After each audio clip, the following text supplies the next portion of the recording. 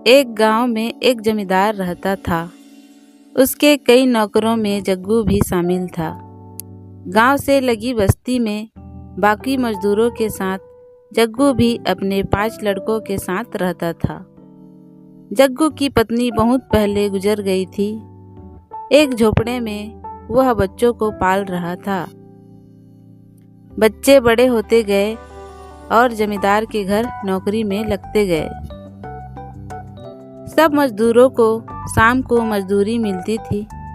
जग्गू और उसके लड़के चना और गुड़ लेते थे। चना भूनकर गुड़ के साथ खा लेते थे।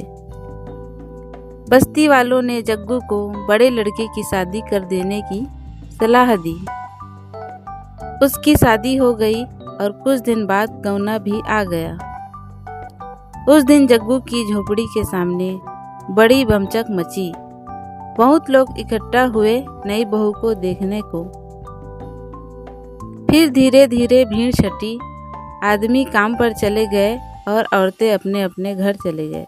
जाते जाते एक बुढ़िया बहू से कहती गई, पास ही घर है, किसी चीज की जरूरत हो तो संकोच मत करना, आ जाना लेने को।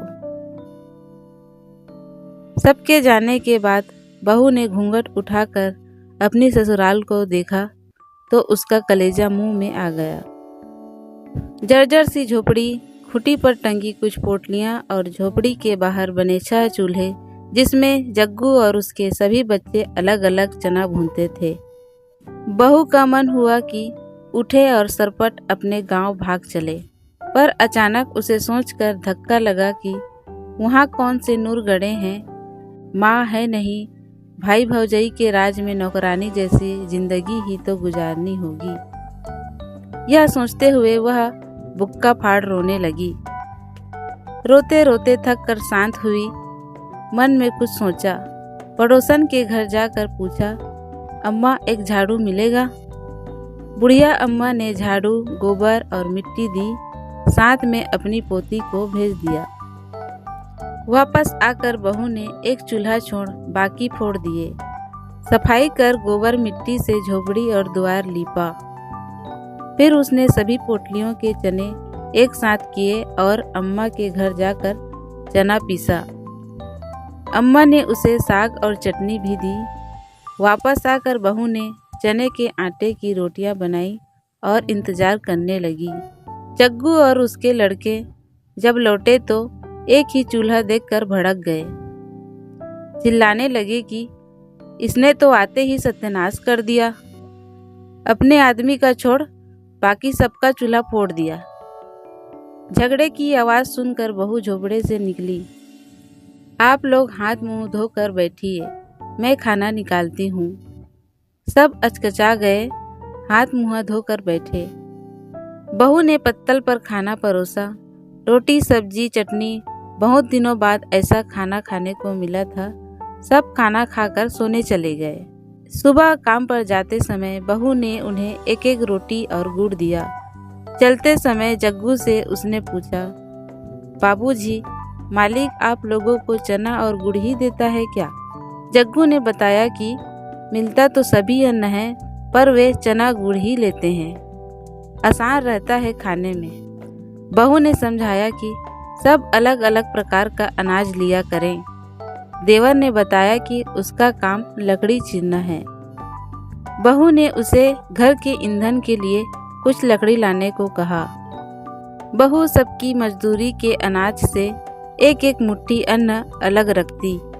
उससे बनिए की दुकान से बाकी जरूरत की चीजें लाती। अब जग्गू की गृहस्थी अच्छी खासी चलने लगी।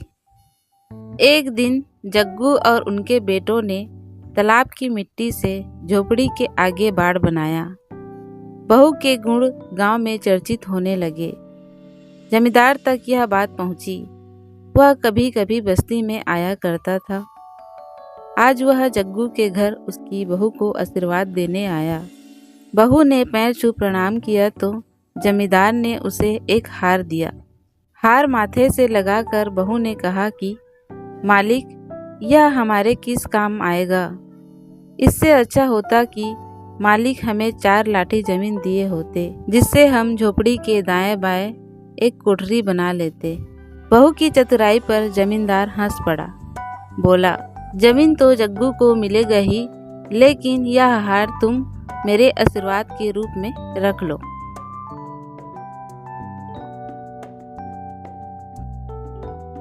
दोस्तों, इस कहानी से हमें यह शिक्षा मिलती है कि एक स्त्री ही होती है जो परिवार को एकजुट रखती है, घर संसार चलाती है, घर की मालकिन होती है।